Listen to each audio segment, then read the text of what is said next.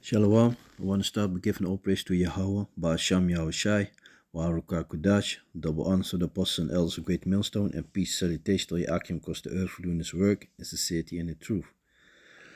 Shalom. Basically, this video I want to go into this article because these are things that you see happening all over the world. People standing against the governments. They don't. I said it. People are fed up. So yeah, riots are about to pop off. This is nothing yet. It's going to be far worse. So like a couple of weeks ago or maybe a month ago in Italy, people went to the town hall, and they went there and burned their energy bills. So this is in the UK. Don't pay UK. So that's what they got on this banner. So I'm just gonna go into the article. So it's from the NOS, which is a Dutch, it's a big news media platform in Holland. They got radio and also TV, and of course the internet. So British protests, they cannot and do not want to pay high energy prices. And England, it's already a mess, concerning the housing. People for tiny houses, they pay the jackpot over there, and it's also difficult for people to get a house. So they being fucked from every side, man. Don't pay. Almost 200,000 Britons have already joined this initiative to stop paying their energy bills. The great movement, the movement is a symbol of the great economic problems in Britain. So far, the movement protests have not been massive, but unrest is increasing. The slogan "Trust Out" is expected to be heard on the streets at many protests. Manifestations, is expected to be heard on the streets at many protest manifestations on Saturday. That's when the new energy rates come into effect, which are sometimes up to 4 times higher than the current ones. Lewis Ford, who works in IT, is one of the organizers of the Don't Pay movement. With 1 million registrations, they want to put their money where their mouth is and really stop paying. To force a reduction in energy cost, he tells Nieuwsuur. The idea is to postpone payments until the energy suppliers have reversed the price increases so that everyone has a warm winter.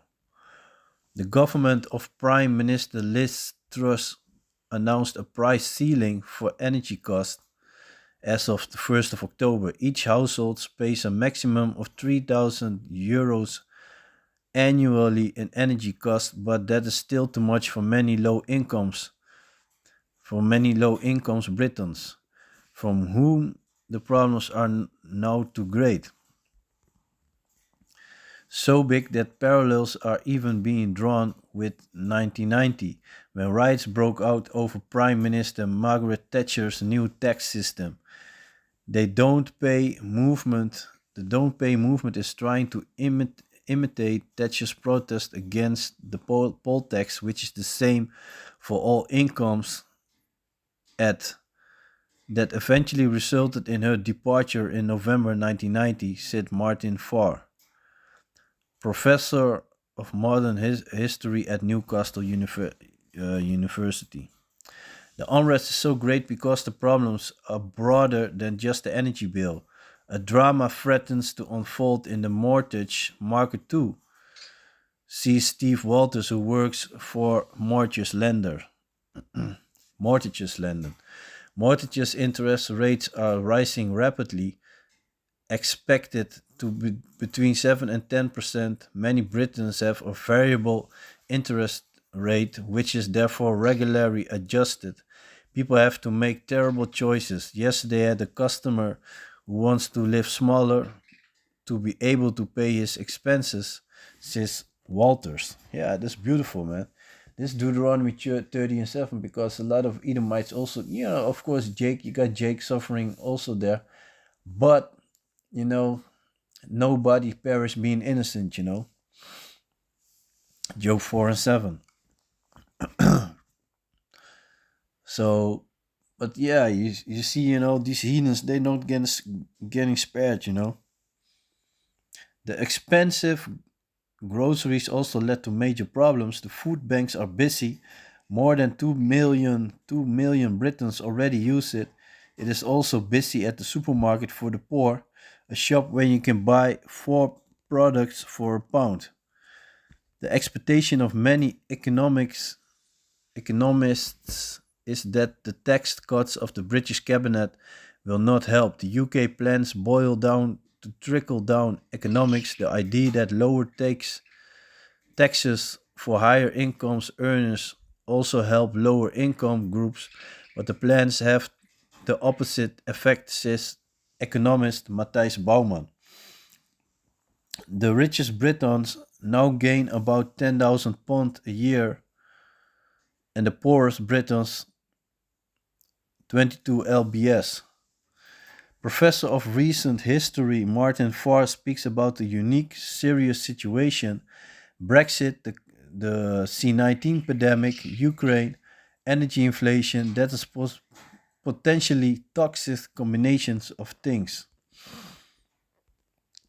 So yeah, and here in Holland it's the same. They're messing with the farmers, and then you got also the inflation, so the money gets worth less, and the groceries getting more expensive. But people getting fed up, so that's dope that they're making a big movement and um, stop paying the bills, the energy bills.